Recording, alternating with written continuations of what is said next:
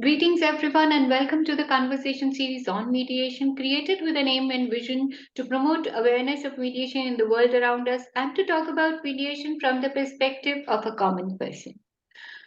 We continue with a short legal disclaimer with views expressed herein are the voluntary personal perspectives of the speakers and may or may not represent the views of the larger professional community they belong to. The conversation series aim to provide a general overview and awareness of the subject matter involved and may not be construed as a legal or professional advice in any manner whatsoever. This session is being recorded for wide circulation. Let me introduce the main speaker and the guest panelists for today's session on the role of on the workplace mediation. Please excuse me. Mr. Andre Bloch is the main lead speaker today, and he is an admitted attorney practiced in commercial litigation specializing in employment disputes. Currently practicing specialized mediation and conflict resolution, workplace disputes, and commercial negotiation. He developed very successful specialist 6-month distance course in conflict resolution and commercial negotiation, which focuses on cutting-edge negotiation best practices, workplace cultural diversity. He's also a specialized in workplace DST, dispute system design. He's an author of Dangerous Magic, essays on conflict resolution in South Africa, and author of essay on global mediation to be featured later in 2023 in the Routledge Handbook of Peacebuilding. He is regularly featured in popular long-running conflict resolution radio series on SAFM and weekly conflict series in the business section of the Herald newspaper. Regular expert appearances on national television and other radio stations. His personal interests include outdoor life, music, jazz and classical. That's very interesting, Andre. Reading, animals, chess, workplace efficiency, educating South Africans on effective conflict resolution and integration. So it's a pleasure to have you on board, Mr. Andrew Bloch, sir, and we welcome you on board. Thank you so much, and good evening to everybody. As guest speaker, we have Mr. Mihir Govilkar, a third generation advocate. Mihir is a partner at Govilkar and Associates, a full service litigation firm based in Mumbai, India. He is also empaneled as a mediator with ADR ODR International, having an MBA and MSc in finance and a LLB degree with experience in the fields of hotels, tourism, and law under his belt. His field of work primarily covers property disputes, company matters, IPR, debt recovery, family law, constitutional law, and general legal advisory. Mihir is a certified mediator registered with the Indian Institute of Corporate Affairs, and he has completed civil commercial mediation training under ADR ODR International, certified by the International Mediation Institute and accredited by Singapore International Institute. In addition to English, Hindi, and Marathi, Mihir has professional proficiency in French. He is a food connoisseur, a budding autophile, collects fountain pens, and is one of the founding members of the Fountain Pen Association of India. That's very interesting, Mihir. Welcome, Mihir, and it's a pleasure to have you on board. Thank you so much. Khushi Goyal is a law student at Maharaja Agarsan Institute of Management Studies, IP University, and currently the co-convener of ADR Cell Mains. She has represented and won the title Best Team in the National Moot Court and the runner-up title in the National Debate Competition. She has interned under the international and national arbitrators and currently working as a community outreach director at the Maldives Moot Court Society. She is also in charge of CCIFS at Tabish Sarosh and Associates Criminal Litigation Team. Welcome on board, Khushi. It's a pleasure to have you here with us. Thank you, ma'am. So we are talking about workplace mediation. Andre Bloch, sir, is a workplace mediator and he's an expert, as we heard, just read. So, sir, what does workplace mediation mean for a common person, first of all? To understand workplace mediation, I suppose we need to briefly look at what mediation is. because workplace mediation is, of course, a specialized form of mediation. Mediation is simply, at its easiest form, it is a third party without any decision-making powers becoming involved in a dispute, a conflict such as a divorce, a workplace dispute, a personal dispute, a contractual dispute, a legal dispute, where this person intervenes and assists the conflicting parties with trying to resolve it, trying to manage it, trying to get past and resolve the conflict in a way that is to their benefit. Workplace mediation is, of course, then that concept applied in the workplace. Now, because of the dynamics of the workplace, workplace mediation has a few very different aspects that we need to look at.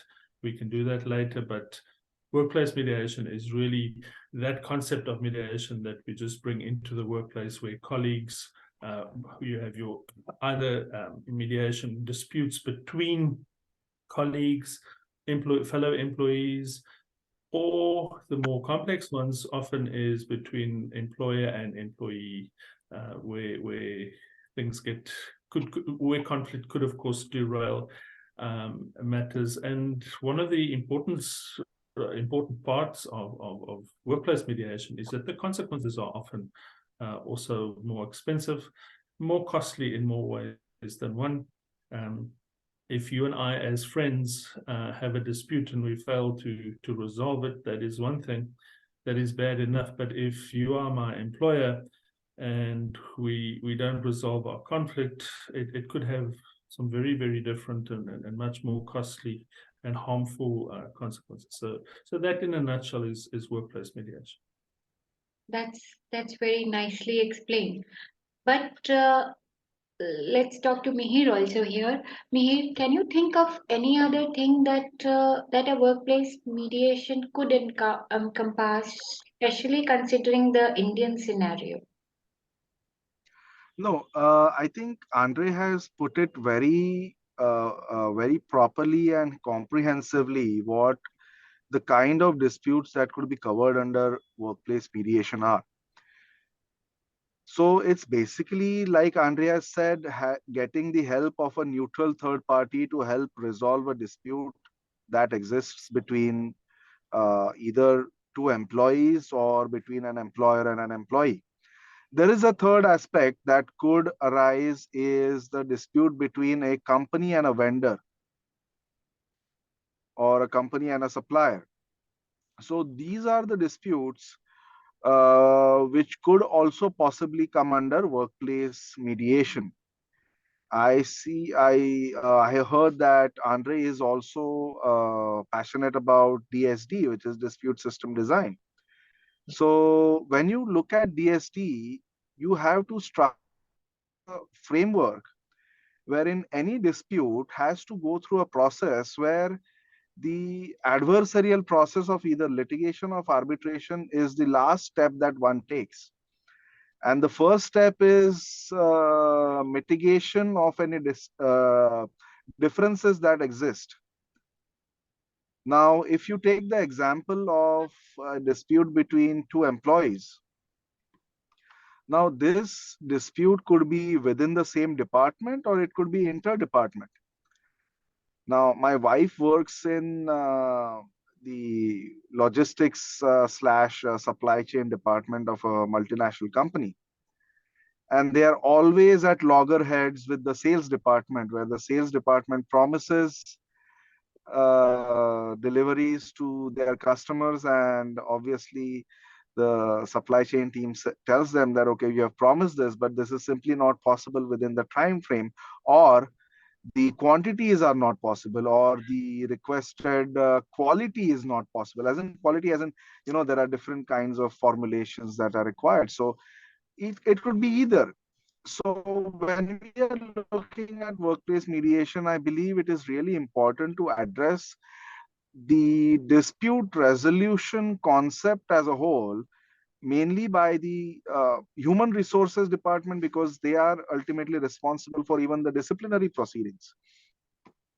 So I believe that there has to be a focus on creating a dispute system design, a dispute resolution framework, where employees are aware of what they should do or what they could do or who they could go to address as a first step in resolving any dispute that they have. And when you talk about dispute, there is it need not be a dispute where it actually takes the form of an actual fight or an argument.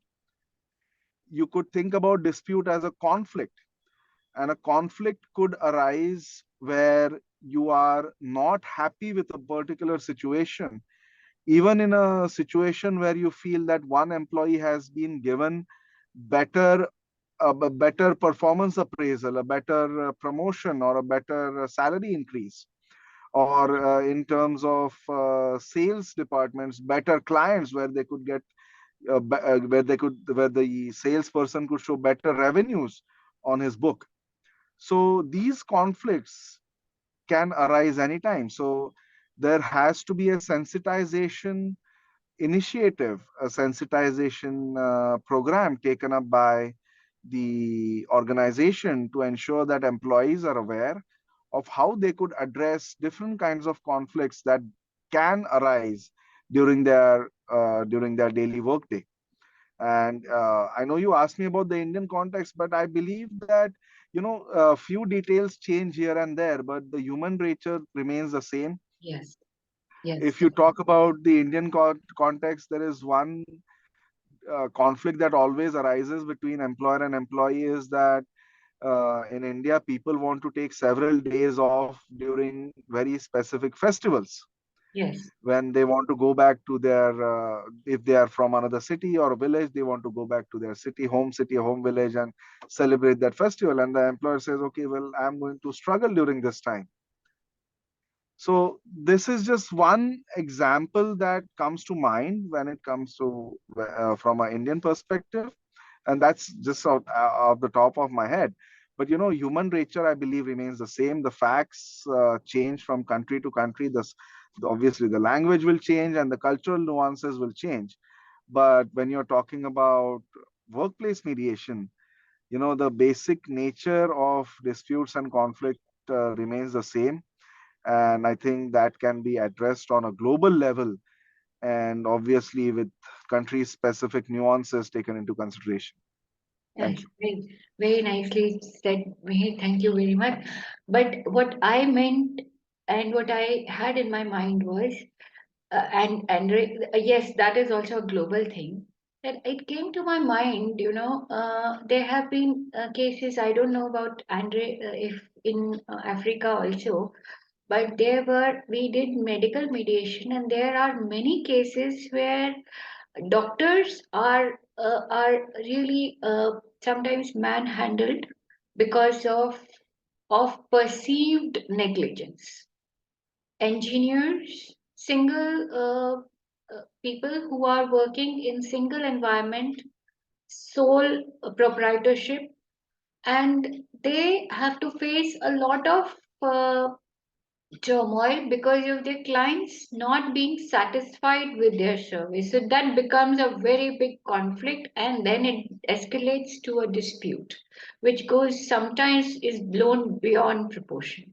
So here, since you have been designing these procedures, uh, what what is the remedy available to such people who do not have a long staff, who do not have a, a mediator on the roll call or on the staff registers?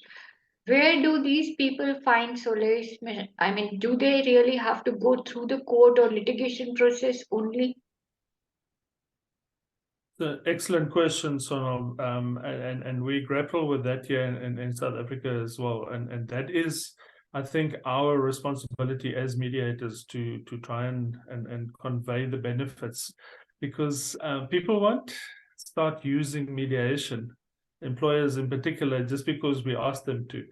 Yes. Mediation must do the work, must bring the results, where it must be cost efficient, and it must walk its talk. It must deliver.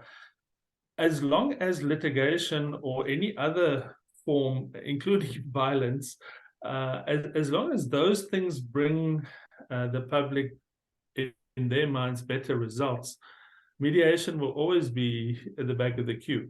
So we need to convey your question in practical terms to them. Your example of people who are actually manhandled.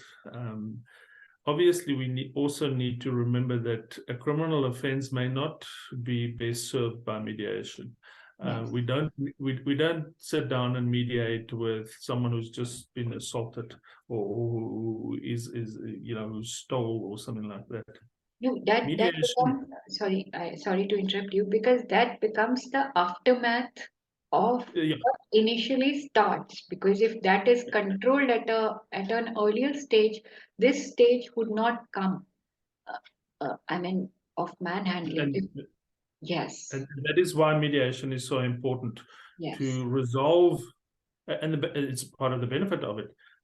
Before, in your example, that manhandling is more often than not is a result of build up of unresolved conflict. And unresolved conflict causes anything from physical health to mental health to workplace deficiencies to terrible relationships in the workplace, to loss of productivity, to staff, huge staff turnovers. And that is the magic of mediation. That is the beauty of mediation, where it's like a pressure cooker. If you're skilled at that, you can let conflict go. We're far too scared of conflict. We avoid it. We sulk. If someone comes down the passage, I'd rather go somewhere else. If we become comfortable with conflict in a constructive way, and this is what mediation will teach you. We're not scared. We don't run away of conflict, and especially in the workplace. Your examples, we don't have to get to blows. We don't have to manhandle each other. And one of the beauties, you mentioned a very practical point, and that is, I'm a single practitioner, or I have 2 or 3 or 4 people. Well, don't talk to me about this fancy nonsense. I'd rather go to court. Now, one of the beauties of mediation is that it's fully transferable. You don't have to, even a basic introductory level, a proficiency with mediation will allow that 1-person, 2-person partnership to be quite effective at mediation. Whether that is through a course. Okay, they're good and they're bad courses, but if you go through some training, you can really become very proficient at mediation. And you don't need to be an expert. You can. I think if a person of average intelligence, we can get them up and running in 4 or 5 hours of coaching. So how do we deal with that? Isn't that part of the beauty? I don't need my HR department. We'll get to later on in bigger corporations. That skill can be transferred to your HR department, to maybe, if you're big enough, you can have a specialist mediator on your payroll. But if you're 3 or 4 people, why not pick up that skill yourself and prevent and resolve conflicts before they get to courts? Isn't that better for that business? Instead of a destructive, expensive court case. yes. Mediation gives you that tool in your hands. Of course, you can get an outside mediator in, but also there's nothing stopping you from becoming quite effective at the basic level of mediation. That is a very interesting perspective that I think we have talked about workplace mediation 2-3 times, but nobody came up with this perspective that a single person or a single professional can learn mediation skills. But the problem here, Andre, which will come, is that I am talking to a person whom I am aggrieved with. So if a doctor has to learn mediation skills and a doctor is performing the operation or the procedure which ultimately is the reason for the conflict arising between misunderstanding which gives birth to a conflict. So as a client, I will not want to hear his voice because I'm already aggrieved with him. And he will not have so much time to manage his work and mediation together. Though it is a very good concept that he should understand. But then if every professional goes about learning mediation and then performing mediation along with their job, I think that is going to be a little too much asking for that. Let's ask Kushi there. What's your she's a law student, so what's your perspective and take on that? I think like everyone has its own different opinion, values, and expectations. Whenever there is a dispute, right? So it's always a matter of I am a right person. I am what I am saying is the right thing. So there is a miscommunication between the two, and mediation is a miracle process which can bridge a between a conflict, the person who are in conflict between the two. So I would like to say here is mediator should have a pre-mediation call between the two, and they could ask them to see beyond their own perspective, ask them to vision the realistic things, and ask them to put the the possible outcomes, the favorable possible outcomes in the mediation session. Then it will be a great process to do. Yes, I do understand that. But when what Andre was talking was that immediately when something happens, and if I have mediation skills myself, maybe I can help that not escalating further. That's, I think, what he meant. That, if I learn those skills myself, then at least I would know where the discrepancy or the difference of opinion is leading to. And so I can stop it there itself. I think that's what he really meant. So that is a very noble thing to do. But then again, uh, whether the client will be willing to listen to me or have that I have that much patience is one thing that I would like your opinion, Andre. Will that work? We need to we need to be very frank with the public about the nature of conflict as well. If I am the reason why you are angry, Yes. I did a bad job, or I'm a terrible doctor, or something like that, then I may not be the best person to mediate this. We must remember that. And that's where we go back to the first part of our discussion. We may need a third party, a slightly more neutral party, to mediate between you and me. If I'm the cause of the conflict, I'm not going to be the best person to mediate that conflict. Yes.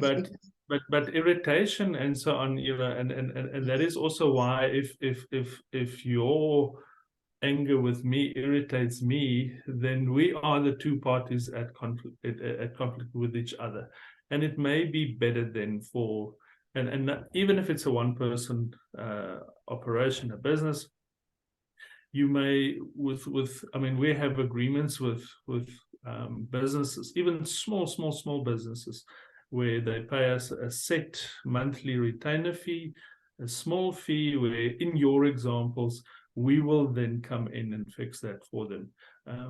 So either it is something where they are the third parties, let's say they're a small business but they have 2 employees, where the person with that skill can intervene and mediate, or you make use of an outside party on that type of basis. A retainer agreement also, as I say, you must also be, and this is part of what Kushi mentioned, we we mustn't make the litigator's mistake. If Mihir, I know he does a lot of litigation, if he forgives me, but we mustn't become just another form of litigator. We mustn't force people into resolution. That's mediation can never work that way. You know, if we're attorneys, if we're parents, if we are employers, stop your nonsense, fix it. You know, when you leave my office, it must be resolved. Mediation, unfortunately or unfortunately, doesn't work that way. Like that. Yes. I can't force you into this thing, even though it's a good idea. And that is where the power of persuasion comes in, where a good mediator is, of course, a good communicator, but a good mediator is a persuader. Yes. And as you'll see, if you know the modern, and not everyone has the modern mediation toolbox, but the modern mediation toolbox is full of techniques ranging from psychology to neuroscience to conflict resolution's own body of work, where we're talking about persuading. Mediation is about resolving this, and resolution doesn't mean we have to be friends. You know, you and I can remain enemies, but this thing here, are we working together, yes or no? That must be resolved. And mediation brings realism to conflict. We look it in the eye, we don't ignore it, we don't minimize it, we don't force it into a little box. And you often find that with old school mediation, where we get bullied into, especially in the workplace, we get bullied into some resolution. Shake hands and stop this nonsense. And 3 months from now, you and I are, today's conflict is 10 times worse. And that is the beauty of mediation, especially in a workplace where it's a bit like a marriage. You and I don't have to like each other, but we need to work together for 8 hours or 10 hours or whatever. And if you do mediation correctly, it allows you and I to transcend our conflict in a way that both of us can live with, and to continue working productively and you know, at the top of our game. Again, that comes to mediation done correctly can preserve the relationship and can work.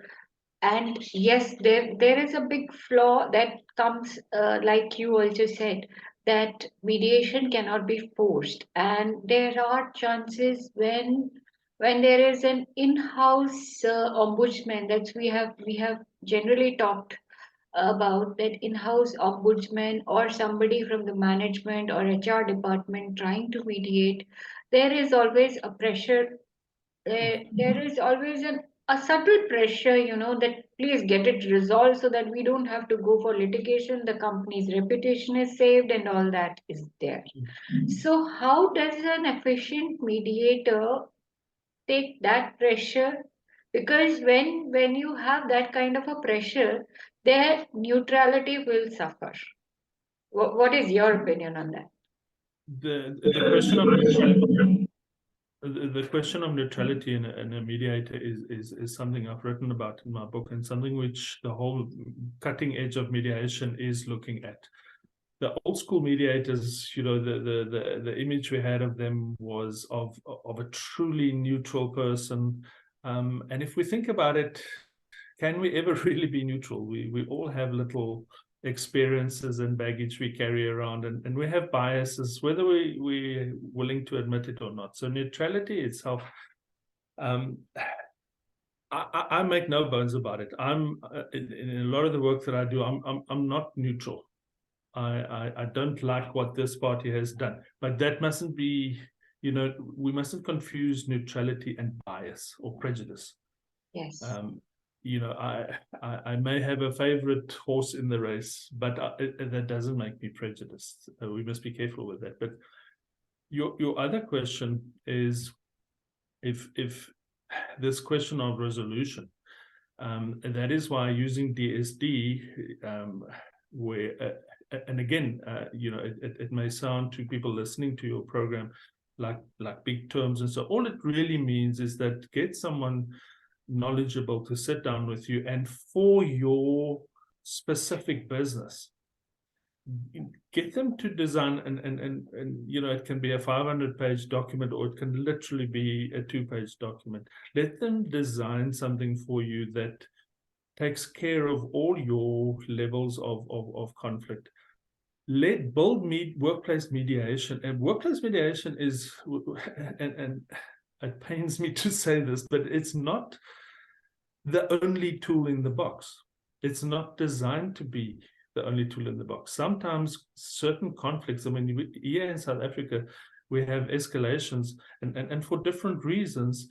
We have workplace violence, we have bullying, we have sexual harassment, where you don't want those people to work together. It would be irresponsible to now mediate those two into the same room, so and we pretend that all is well. Mediation should be, thanks to DSD, should be one of the steps.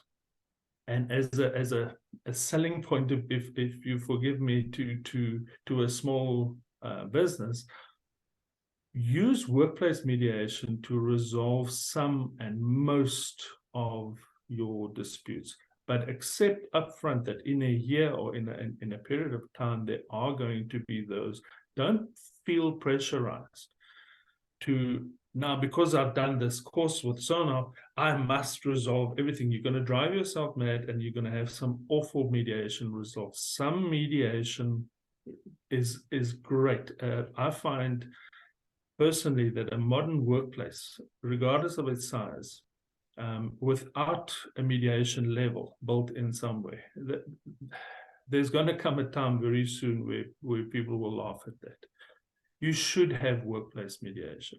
It's not about us selling it. It's about it. If once you work with it and once you see the results, you can't argue against the concept. But pressure to mediate successfully, That every dispute, that's unhealthy, and that will never work. this reminds me, you were talking about design, this dispute design, which DSD. Mihir also talked about. What is DSD, and what do you like? What do you do with it? I mean, what is the concept?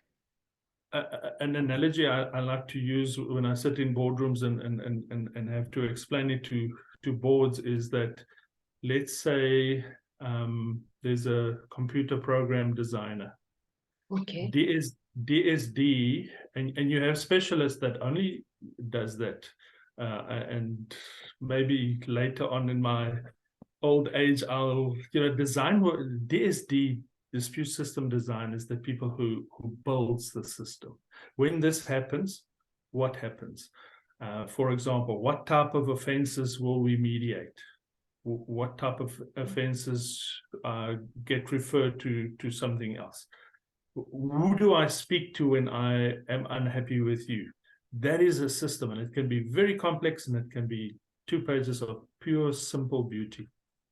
And then the practitioner. So you have your computer programmer and the person who goes and plays the game. It may be the same person. Like in my case, I can do both of those. Or you don't, it can be two separate people.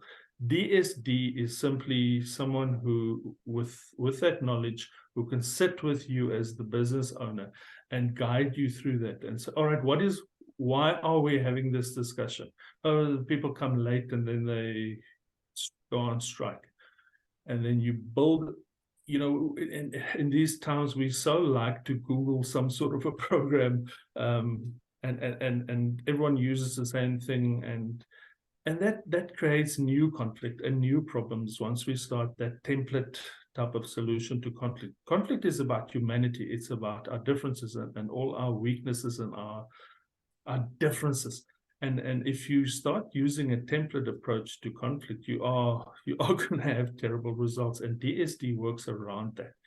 Sits down with a person, whether it's one person or 500 people, and you design a specific system around what conflict are you experiencing, what conflict are you anticipating, what type of people do you have? Do you have 5 uneducated people? Do you have 500 Harvard graduates?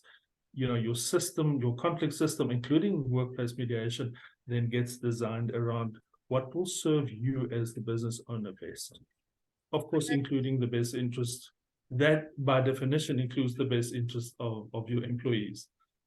That's a very interesting concept, and that also makes sure that that can also be imbibed as an AI into mediation service also, because that's a design program, so it can be imbibed as an artificial intelligence kind of a thing also. Absolutely, and we tell the skeptics, sometimes we sit with older, more experienced business owners who they have their disciplinary processes. They have those hostile, confrontational, late in the day, I'm really just ticking boxes before I fire you, those types of processes. And they're a little bit hesitant about mediation. To them, to your viewers who may be worried about, but I have a system and it seems to work. Remember, you can keep that system as is. Workplace mediation is simply a new, different, in my view, more effective tool. But regardless of your views on mediation, you can simply add that. You can keep all of the other processes that you have. You don't need to touch any of them, and add mediation to that. And you'll see, I have all the confidence in the world to tell a business owner that this isn't my opinion.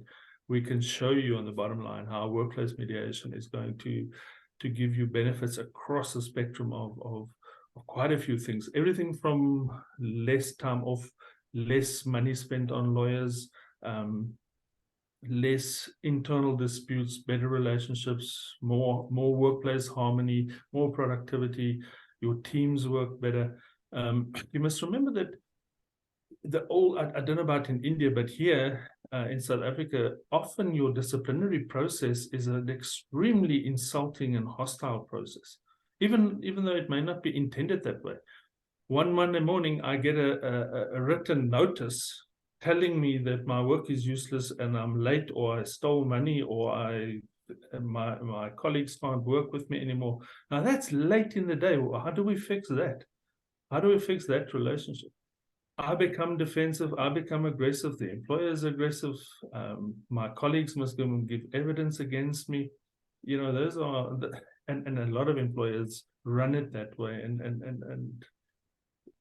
it That's may be really necessary, but it's also very destructive of the relationship. That's destructive of human persona also, if we can say that. Because that's a destructive practice for a human being, because once that also brings me to a very important point, that workplace is one where, as Brenda came here, BJ, and she also said, to one person you are, to the whole world you are one person, but to one person you are the whole world. So that, that workplace carries home, and it brings a lot of disturbance at home. So that is wrecking somebody's life, because of certain misunderstandings or miscalculations or a personality difference between two people, and that becomes an issue, and that becomes a problem for life, because Well, that's also the person that's going to take you to court, or is going to run your company down in the streets. Yes. So it's not even, if you want to be cynical, it's not even about that other person. If you don't like other people, okay, good enough. If you want to be selfish and focus just on yourself as the business owner, that also works. And one of the practical benefits of workplace mediation is that we don't have to get a right and a wrong. If someone accuses me of sexual harassment, that's maybe too serious. My work has slipped and I'm useless. You don't, as the employer, if you mediate this, you don't have to get to whether the gossip is true or not.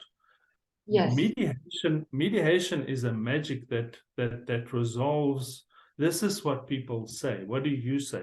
you constructively work with the allegations. You don't downsize it, you don't make light of it, you don't ignore it. It gets dealt with, but it gets dealt with in a very different way, where the problem is resolved without everyone being angry, without everyone being defensive, and where it gets resolved and people can move on, whether that is still working there or leaving. Yes, definitely. And that makes a lot of makes huge impact. So Mihir, are you with us? Yes, I'm here. Yeah, okay. So, since your experience has been very, I should say, diverse, where I was reading you have worked with hotels also in HR also, and you were into finance also.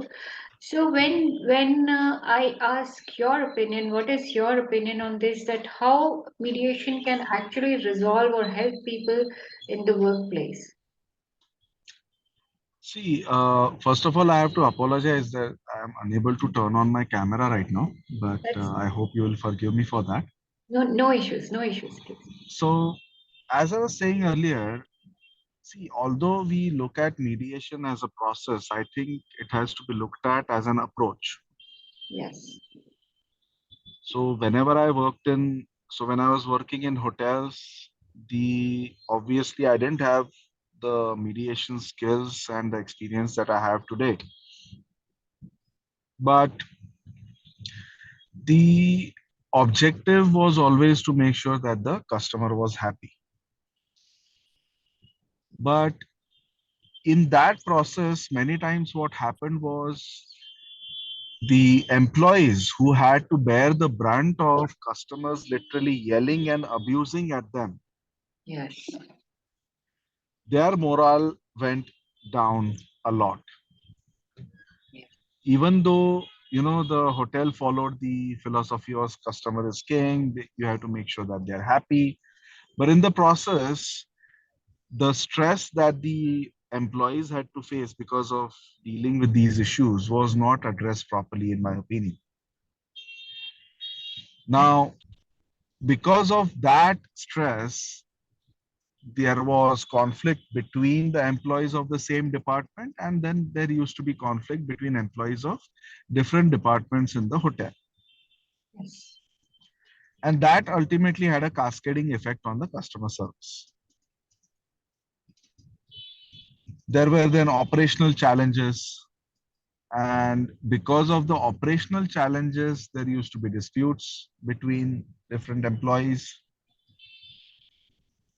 And if at that time the human resources department or even the department manager, now I was also a manager, but I had very limited authority. I did not have interdepartmental authority. But if the manager at that time who did have the interdepartmental authority, if he had intervened in a manner with the requisite mediation skills, with that approach of Yes. finding a resolution, then I sincerely believe that the outcome would have been different. The employee morale would have increased. And of course, the customer satisfaction surveys that we used to get would have received better scores as well. In my latest assignment as a legal consultant to a company, I worked very closely with the HR department. So I did not work in HR, but I worked very closely with the HR department. And in that assignment, I was constantly trying to help them resolve these disputes by asking a lot of questions. And the objective of these questions was to make all the parties think about how they could address the situation and come up with solutions to the problems. And this is what we do in regular mediation as well. Yes. So I was trying to employ these techniques there. And I believe that I was successful to a certain extent. There were a couple of disciplinary proceedings that I was a part of. And even in those disciplinary proceedings, instead of taking on a role where I accused the person of any wrongdoing, I tried to ask that person relevant questions, and ultimately it came to a point where the person admitted his wrongdoing, his mistakes. And then, in my role as a litigator or as an arbitrator, when I'm discussing possible legal action with companies, I'm also trying to make them realize the pitfalls of going into litigation. Now, I believe Andre said that I might not agree to a certain point as I'm a litigator primarily. I would not have agreed with these points had it not been for the training and the experience in mediation that I have today over the last few years. Yes. Getting trained in mediation, getting this experience, talking to mediators from around the world, reading articles and books on mediation, understanding the research that has gone into it, the outcome, which are the and the benefits which are undeniable. If you look at there is a institution in the UK called the CEDR. They have come up with their 10th mediation audit. I think it was released just last month. If you look at the results, they are unbelievable because the kind of benefits that people can hope to achieve through mediation, especially workplace mediation, are amazing. Now, unfortunately, these data are not available for India because it's a very UK focused audit. And I sincerely hope that there is some institution or some person who will have the resources to be able to do such an audit for India as well. But even if forget the absolute amounts that were saved, but even if the percentages are taken by Indian companies to apply to them,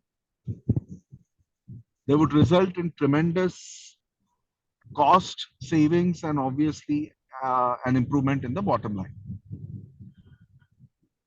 So That, looking at my three experiences, wherein, for example, in the hotel, in working in hotels, then working closely with an HR department, and as a litigator, I believe that there cannot be any argument against workplace mediation because all I see throughout my different experiences are just benefits. So Sonal, I hope that gives you a decent enough answer to your question. yes, definitely it does. And that brings us to what Andre also said and suggested that, training of senior HR department managers, training in mediation would really make a lot of difference. So that's where I think Andre was also coming to. Your opinion on it. Yes, so see, I would see HR department personnel need to be definitely trained in mediation skills.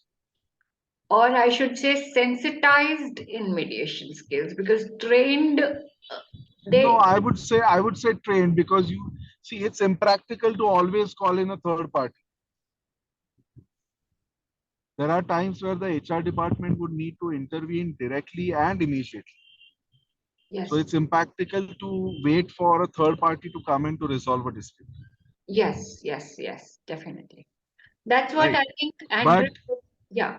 no, but uh, more than the HR department, I believe that the leaders in a company, especially the decision makers, uh, and more particularly the operational leaders,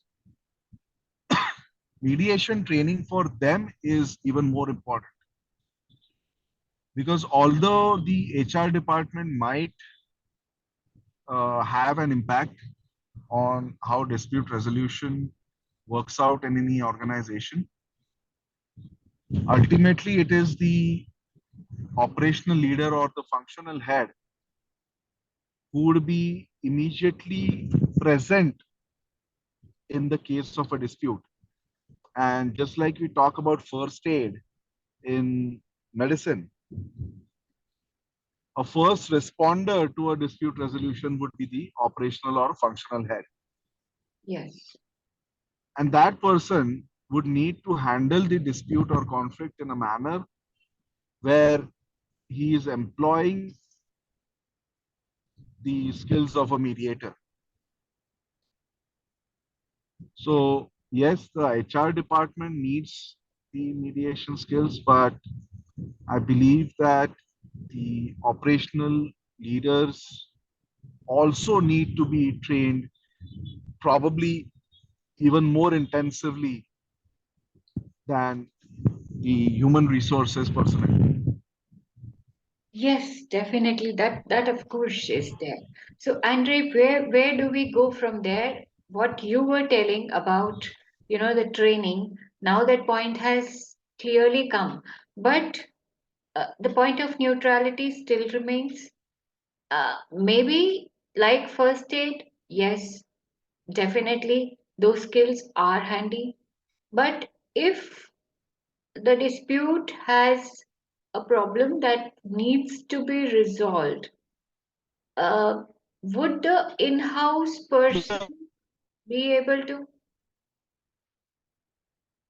To answer your question, I want to just touch on something Mir raised now, which I found interesting, where we must be very careful, and we mustn't lose sight of what is it that we're dealing with. It's human conflict in an enclosed space, a workplace, where other very serious emotions are running: payment, security, our self-worth, all those things are at play. So we must be, and sometimes HR departments are in a bad position. They're also the people who tell me to be on time. They're also the people who tell me that there's no raise this month or this year. They're sometimes the bearers of terrible news. So to put them in the position of the mediator between, say, two senior people can be counterproductive as well.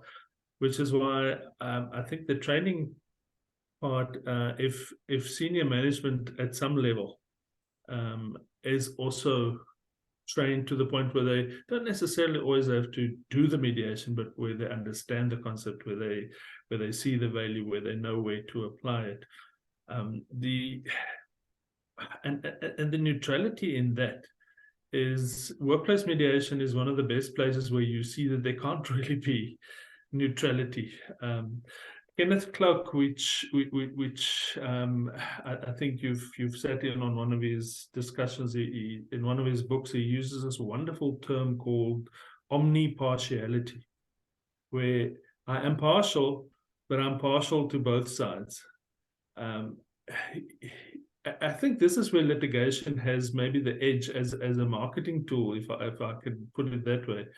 Litigation, you go to a litigation attorney and the litigation will tell you, yes, we'll do this and we'll do that, and there's emotion, and this person is on my side.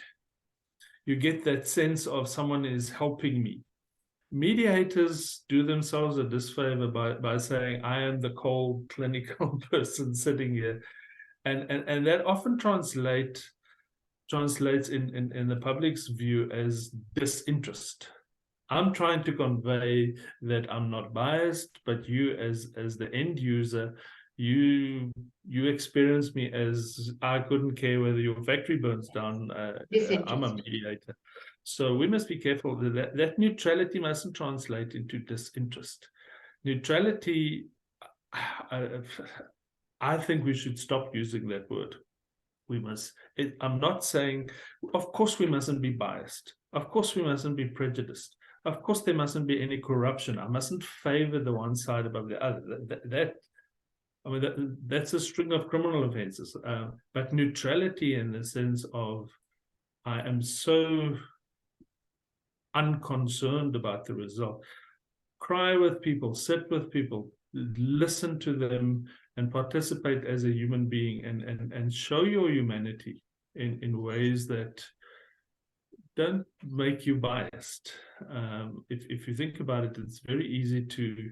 I don't have to sit there like a block of ice. I can show that I am omnipartial. I worry about. I want you to transcend this conflict. I don't want you to lose your job. I don't want you to live this way where when you come to the office, you're scared of the person next door. And that is, I see in a lot of the research, the clinical side of mediation, there are movements away from this block of ice in the middle. You don't. Bias is one thing, neutrality is another. And remember, especially if it's in-house people doing it, of course they're going to be. How can they be neutral? If you are on the point, if you're on the verge of calling a strike, if you're on the verge of creating something that is going to stop production, must I be neutral about that? Of course, I'm not neutral about that.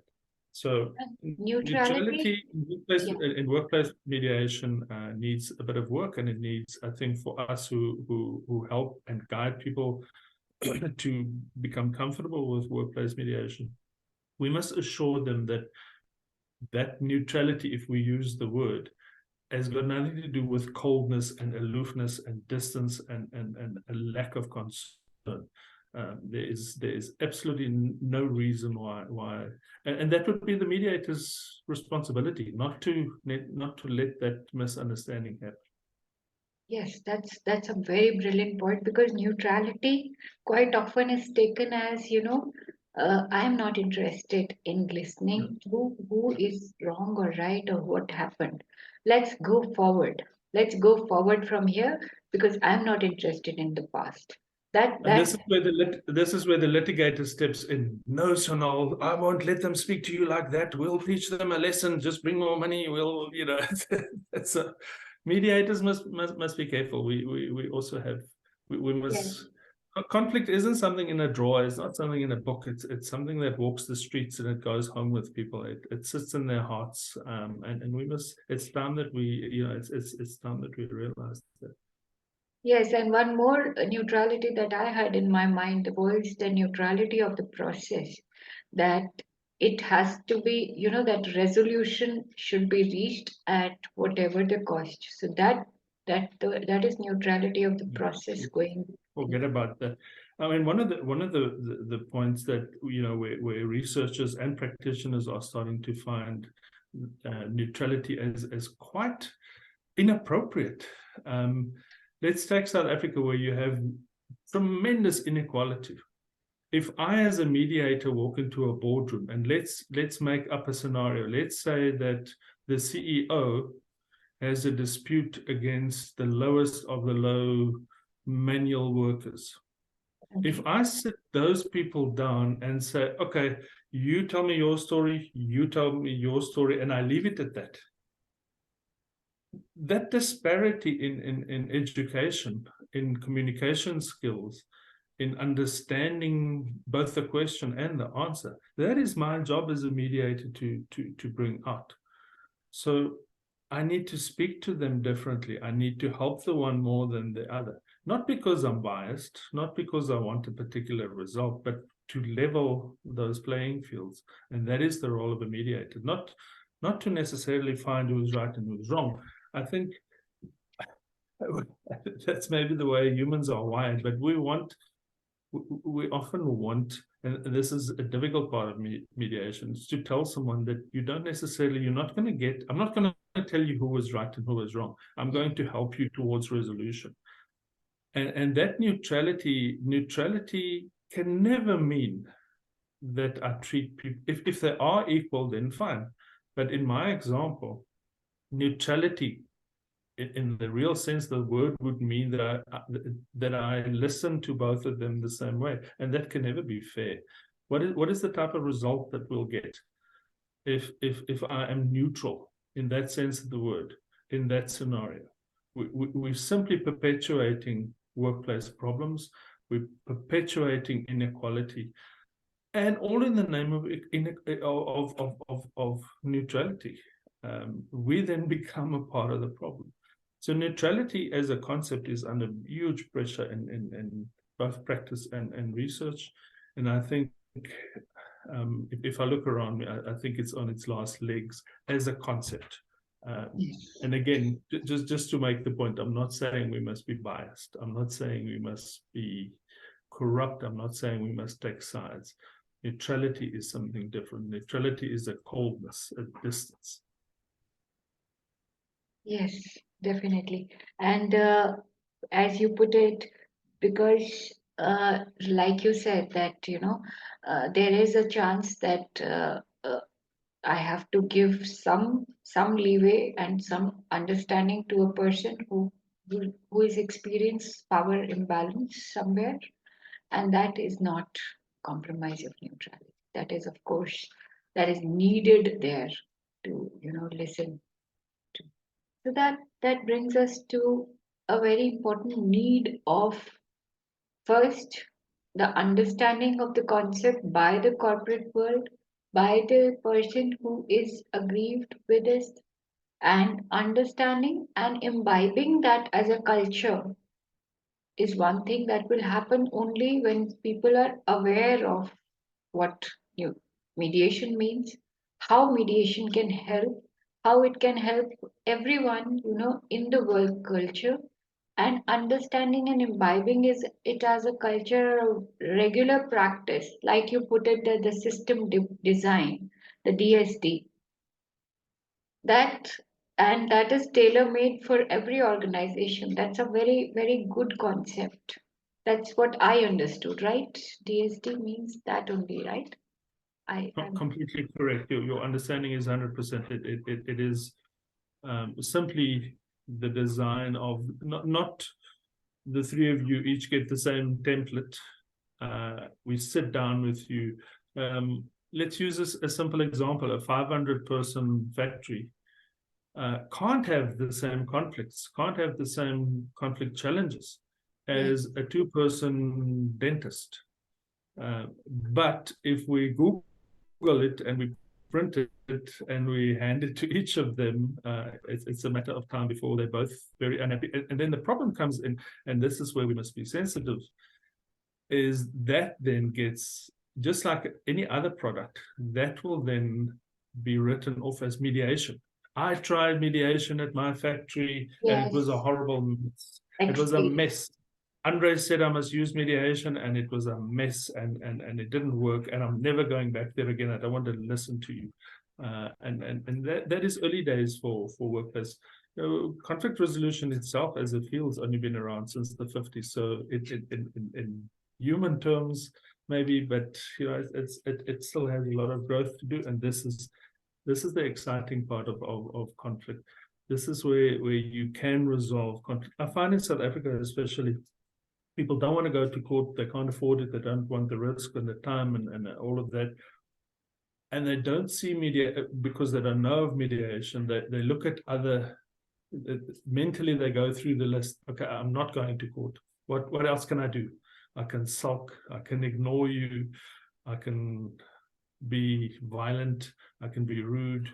None of those are constructive ways of resolving it. So this is the part that the corporate world, I have in 6 or 7 years not have one corporation where once they give it a fair chance, once they implement it properly, that they're unhappy with the results.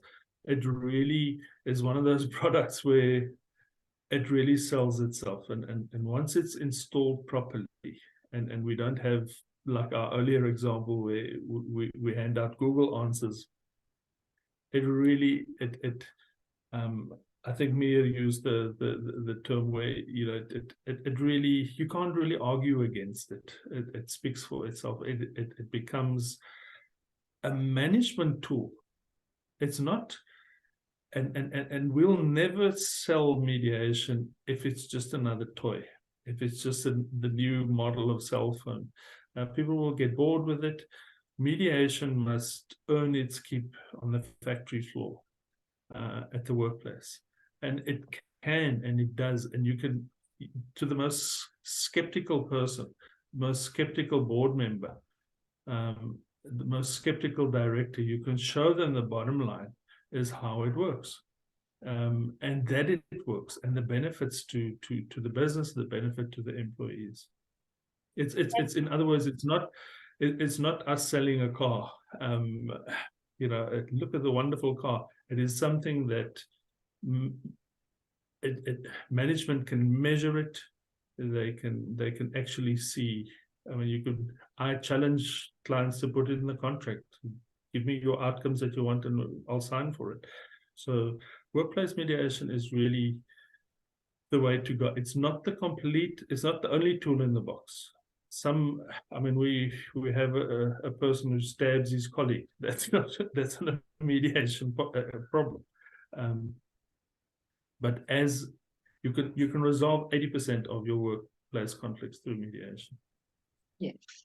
So Mihir had to leave early. He gave the message and he has left because he was traveling. So let's, Kushi, anything that you want to point out, because you're a student, you are the future, and what do you think about it? Mom, I think the point that Andre sir has highlighted about the neutrality is something which I was amazed. Like being a student in various competitions, we always use that being a mediator. I am neutral, but I didn't ever think in that way that Andre sir is highlighting. So it's a very good experience for me. I have learned something new, words like OMI, that word being used by you, omnipartiality, right? Yes. That's something really excites me. And read more about mediation.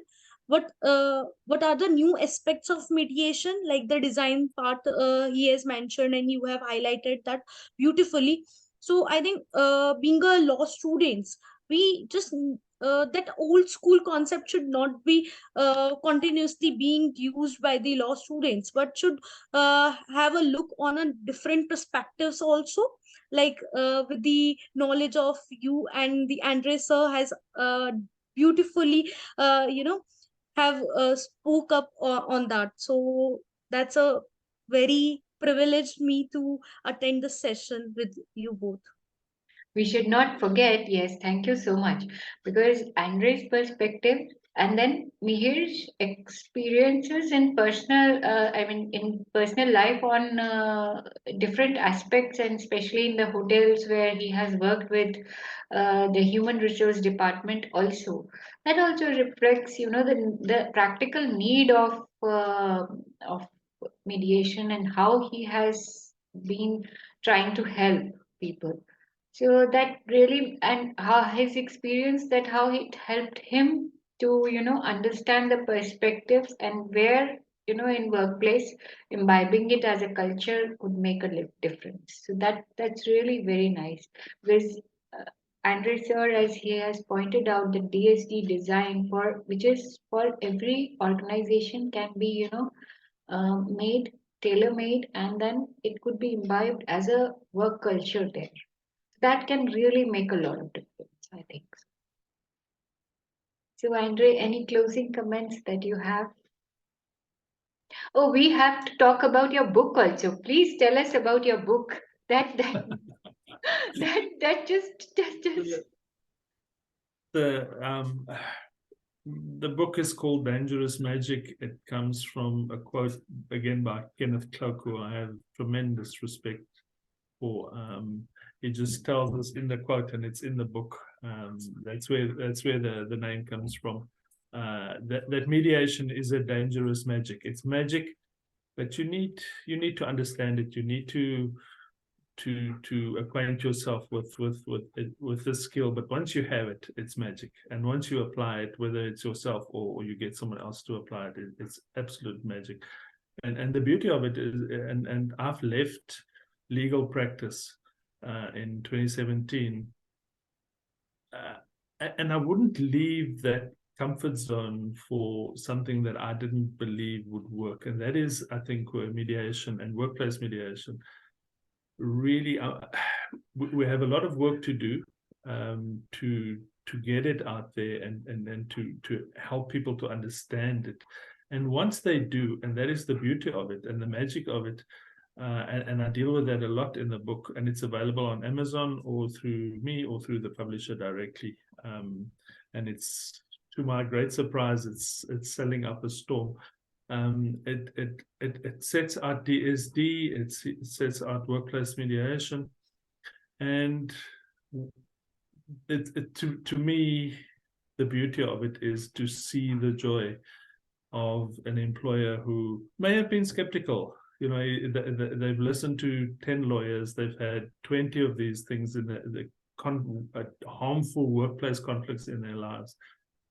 To then see this tool that is, they don't have to take your word for it. Implement it, and it will convince them. It's like an Apple iPhone. You don't have to do advertising. It's just people will be happy with it. So I think as a profession, maybe the mediators, present company excluded, may not have always gone out to sell it, so to speak, to the workplaces. But I think the time has come. None of us have the time or the money to waste on frivolous court cases, all sorts of levels of workplace dispute. And you know, research is also showing us that it's not just about court cases and stuff like that. It's not even about dismissals. It's about your best worker that drags down the team. It's about productivity. Yes, you do your job for 40 years, but you sulk, and there's a conflict that remains unresolved at such a level. You're just performing at 50%. And me as your employer, that is an unresolved conflict that I could have dealt with. So it's conflict at all levels. And mediation is also, it is so nice to see workplace relationships being repaired, where you save people's jobs, where you get people to not be friends. I mean, it's not a cartoon. We don't have to be friends, but we need to work together. And workplace mediation is a cure. It's a bridge between people after conflict. And it really, once it starts kicking in a workplace, and remember, it's extremely cost effective. Yes. It's not a new coffee machine that you're installing. It is something that you can do quickly and cost efficiently. And most importantly, it deals with humans who are the best resources that a company has. So that's your real product you're selling. Yes. So it's investment in your most important resource, that is human resource. It's a wonderful way of putting it. Yeah, I think that's very important. So with that, let's thank Andre and Kushi, and of course Mihir. He had to leave. He was traveling and he joined, and with wonderful. I'm glad he joined us for a bit. He seems a fascinating person, as are the two of you. Thank you. I really enjoyed spending time with you. Thank you so much, and it's a pleasure talking to all of you. Let's stop the recording. It was a wonderful session.